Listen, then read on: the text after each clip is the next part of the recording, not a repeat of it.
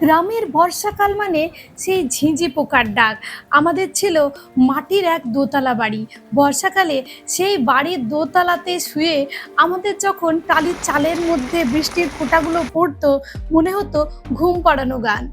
এই ঘুম পাড়ানি গান শুনে মনে হতো ঘুমিয়ে পড়ি। তখন তো আমরা এক ভাই বোন ছিলাম না যে মায়ের কোল ঘেঁষে আরাম করে ঘুমোবো। আমরা ছিলাম ৩ ভাই বোন। তাই মায়ের কাছে ঘুমানোর সুযোগ আমি খুব একটা পাইনি, যেহেতু আমি বড় সন্তান ছিলাম। তাই বৃষ্টির দিনগুলোতে এইরকম যখন বৃষ্টির ফোঁটাগুলো চারদিক থেকে পড়তে থাকে, আর বৃষ্টির এই যে সুন্দর একটা মাটি ভেজানো গন্ধ আর বৃষ্টির সাউন্ড, এগুলোতে মনে হয় যেন প্রকৃতি নিজের মনে নিজে একটা গান করে চলেছে। এই গান জানলার সামনে দাঁড়িয়ে, ব্যালকনিতে দাঁড়িয়েই শুনতে হয়। আজকাল ফ্ল্যাটের জীবনে সেই গ্রামের জীবন কোথায় যেন হারিয়ে গেছে। তখন বৃষ্টি পড়া মানে আমাদের ছিল একটা করে নৌকো বানিয়ে সেই বৃষ্টির জলে দেওয়া, আর সেটা কত দূর কার নৌকোটা যাচ্ছে সেটা নিয়ে যেন লাগাতার এক কম্পিটিশনে লেগে থাকতাম আমরা সেই ছোট্ট ছোট্ট খুদেরা। সময় এগিয়ে গেছে, কত দিন এগিয়ে গেছে আমাদের বয়স, আমাদের জীবন।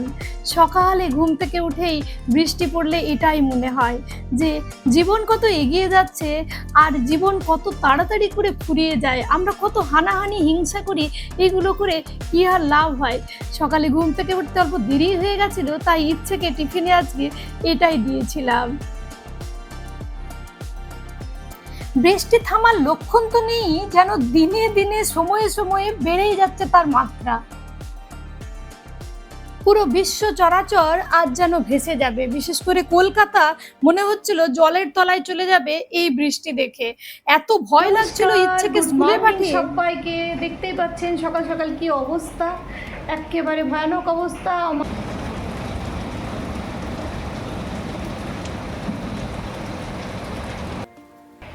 আমাদের ইচ্ছে অ্যান্ড ব্লগের নতুন একটা পর্বে আপনাদের সকলকে স্বাগত। সকাল থেকে আজকে বৃষ্টির কান্না চলছে কন্টিনিউ।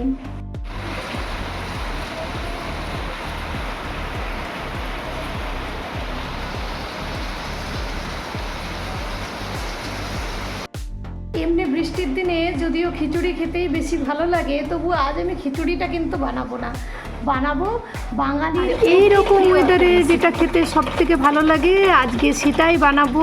সেটা হচ্ছে ইলিশের একটা রেসিপি। 3টে ইলিশের পিস বের করেছি, আর সর্ষে, পোস্ত, আরও যেসব জিনিস লাগে সমস্ত কিছুই রেডি করে নিয়েছি। এই বৃষ্টির দিনে আজকে ইলিশ ভাপা বানাবো, তার সাথে অল্প একটু বড়া। আর ইচ্ছে যেহেতু ঝিঙে খোসা বাটা ভালোবাসে, তাই ওর জন্য অল্প একটু ঝিঙের খোসা বাটা বানাবো।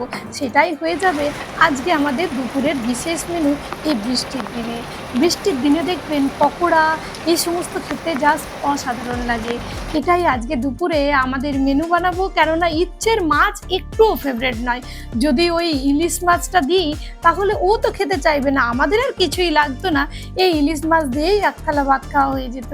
কিন্তু ওর জন্য অল্প একটু করে তাই পকোড়া বানিয়ে দেবো, আর তার সাথে অল্প একটু করে ওই ঝিঙের খোসা বাটাটা বানাবো, যেটা ও ভীষণ ভালোবাসে।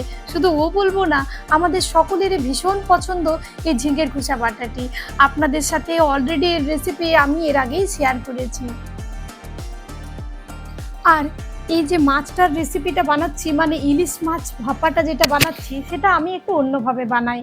পোস্ত সর্ষের সাথে নারকেলটা, কাঁচা লঙ্কাটা একসাথেই আমি বেটে নিই, আর তার সাথে ইলিশ মাছের মধ্যে অল্প একটু করে দিয়ে দিই আমি লেবুর রস। এই যে ইলিশ মাছ ভাপাটাই আজকে তৈরি হবে, সেটার মধ্যে পাবেন সর্ষের তেল, সর্ষে, তার সাথে পোস্ত, সমস্ত কিছুর একটা ব্যালেন্স টেস্ট, কাঁচা লঙ্কা, আর তার সাথে লেবুর রস। গরম ভাতে এইভাবে একদিন গরম গরম ইলিশ মাছ ভাপা বানিয়ে দেখবেন, জাস্ট অসাধারণ হয়। আর আমি এটা ভাতের মধ্যে যেহেতু দেব, ভাতের ওই যে ফেনার মধ্যে ভাতের যে গন্ধ, সেটাও এটার মধ্যে যখন ভালো করে অ্যাবজর্ব হয়ে যায়, তখন তার স্বাদ একেবারে উত্তম পর্যায়ে পৌঁছে যায়। নর্মালি কড়াইয়ে যে ইলিশ ভাপা হয়, তার থেকে এই ইলিশ ভাপার স্বাদ জাস্ট অসাধারণ।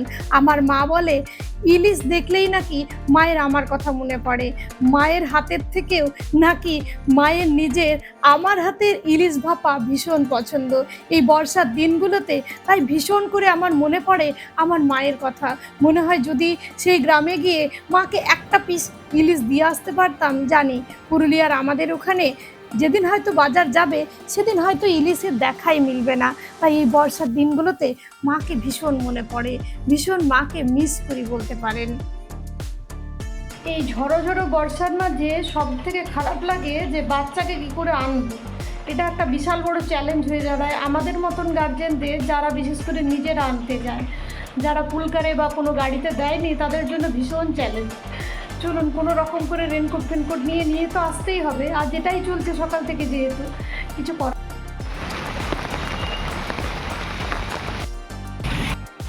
এত গাড়ি বেরোচ্ছে হুসাস করে, অটো গাড়ি। শেষমেশ অর্ধেক রাস্তা হেঁটে তারপর একটা অটো পেয়েছি, ততক্ষণে আমার পায়ের সালোয়ার ফালোয়ার সমস্ত কিছু ভিজে গেছে। আর দেখতেই পাচ্ছেন প্ল্যাটফর্মের অবস্থা, সমস্ত প্ল্যাটফর্ম ভিজে গেছে। লোকের হাতে জল ঝরতে ঝরতে একেবারে আসা একটা করে ছাতা আর রেনকোট, ব্যাস এই ছিল গোটা প্ল্যাটফর্মের অবস্থা। চলুন এবার ট্রেন আসছে, ট্রেনে উঠি। নেমে যে বৃষ্টিটা থেমেছে সেটাও নয়, গোটা রাস্তা একই রকম অবস্থা, হয় ঝিরঝির না হলে ঝরঝর, ছড়েই চলেছে এক নাগাড়ে, শুধু ছাতা আর ভিজে মানুষ না হলে রেনকোট।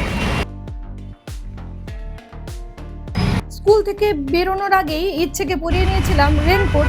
এখন দেখুন গোটা রাস্তার অবস্থা, হয় রেড লাইট সিগন্যালে, না হলে গাড়ির হেডলাইট কোথাও, না হলে একেবারে স্লো রাস্তা, তার সাথে যা রাস্তার অবস্থা যেন জীবন হাতে নিয়ে আসা বলতে পারেন। দেখি চলুন বদমাইশটা।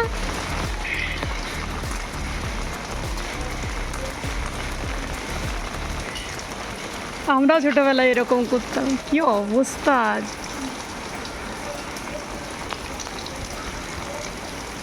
রেনকোট পরে বৃষ্টিতে ভিজছে। চলো চলো চলো, ঠান্ডা লেগে যাবে, চলো।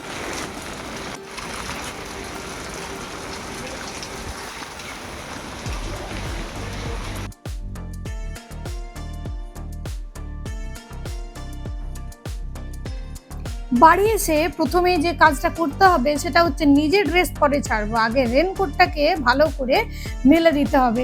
দেখেছি বর্ষার মধ্যে এর আগে প্রথম যখন আমি রেনকোট ইচ্ছের জন্য ব্যবহার করছি, সেই রেনকোট ভালো করে যদি না শুকনো করে নেওয়া হয় তাহলে দেখেছি কিভাবে যেন ভাঁজে ভাঁজে ছিঁড়ে যায়। তাই প্রথমেই আগে রেনকোটটাকে এরকম করে দিয়ে তারপর যাব নিজেকে ঠিকঠাক করে ফ্রেশ করতে। দেখতেই পাচ্ছেন হাতও আমার ভিজে গেছে আজকে, কি ভয়ানক অবস্থা আজকে গেল, বাপরে বাপ।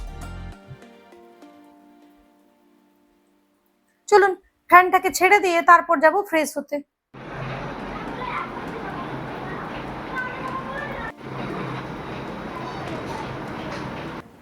মাথাটা বাদে গোটা হাত পা সমস্ত কিছু ভিজে গেছে, ছাতা পাতা আজ কিচ্ছু কাজ করেনি, শুধু মাথাটা বাকি আছে যেটা শুকনো আছে। মাথাটা ছাতাটা যেহেতু ছিল মাথার উপরে সেইটুকুই বেঁচেছি, বাকি আমি তো পুরো ভিজে গেছি।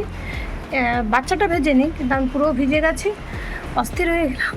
চলুন এবার দুপুরের খাবার দাবার দিয়ে ইচ্ছেকে একটু স্নান পান করি।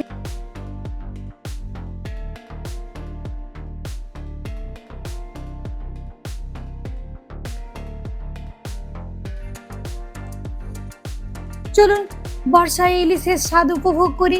ব্লগটাও তাহলে এখানেই শেষ করবো আজকে। সবাই ভালো থাকবেন, সুস্থ থাকবেন, দেখা হবে খুব তাড়াতাড়ি নতুন একটা ব্লগে। ততক্ষণের জন্য সবাই ভালো থাকবেন। বর্ষায় কে কেমন কাটালেন সেই দিনটা অবশ্যই কমেন্টে জানাবেন। ধন্যবাদ।